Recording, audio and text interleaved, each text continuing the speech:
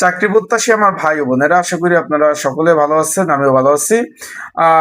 বাংলাদেশ অভ্যন্তরীণ নৌ পরিবহন কর্পোরেশন, যেটা BIWTM, নৌ পরিবহন মন্ত্রণালয়ের অধীনস্থ, এখানে 3টা পদে নিয়োগ বিজ্ঞপ্তি প্রকাশ করে 19/2/2025, মানে একবারে 2025-এর প্রথম দিকে। 1 বছর অলরেডি অতিক্রম হয়ে গেছে, এখনো পরীক্ষা হয় নাই। কি কি পদ ছিল এখানে? এখানে পদ ছিল সহকারী ভান্ডার রক্ষক, পদ ছিল অফিস সহকারী কাম কম্পিউটার মুদ্রাক্ষিক, এবং ফার্মাসিস্ট পদ ছিল। এই 3টে পদ ছিল।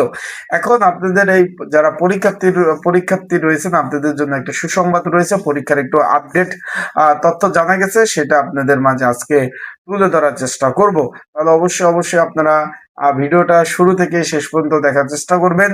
আর পরীক্ষা কোথায় হবে সেই বিষয়ে আমি আজকে এই ভিডিওর মাধ্যমে আপনাদের জানিয়ে দেওয়ার চেষ্টা করব।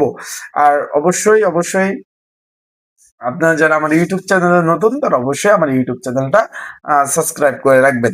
এখন এই যে বাংলাদেশ অভ্যন্তরীণ নৌ পরিবহন কর্পোরেশন, এটা কিন্তু BIWTC, টিএ না।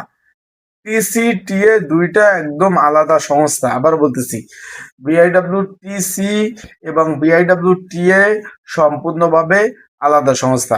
এখন এটার পরীক্ষার আপডেট নিয়ে চলে আসলাম 2026-এর। এখন এই যে ফার্মাসিস্ট পদ রয়েছিল, এখানে পদ ছিল 4টি। অফিস সহকারী কাম কম্পিউটার মুদ্রাক্ষিক 40টি, ভান্ডার রক্ষক পদ ছিল 4টি। এখানে এই আপনারা যারা আবেদন করছেন, এপ্রিল মাসের আজকে হলো 20 তারিখ। অলরেডি চেয়ারম্যান মহোদয় কিন্তু বদলি হয়ে গেছে গত আহ, আহ, গত গত কয় তারিখ? আজকে 20 তারিখ। তাহলে 19, 18, 17 তারিখ কিন্তু BIWTC চেয়ারম্যান মহোদয় তাকে বদলি করে দিয়েছে। এখনো নতুন চেয়ারম্যান মহোদয় আসে নাই, কিন্তু এপ্রিলের মধ্যে আপনাদের ফোনে ফোনে মেসেজ আসার খুবই সম্ভাবনা রয়েছে।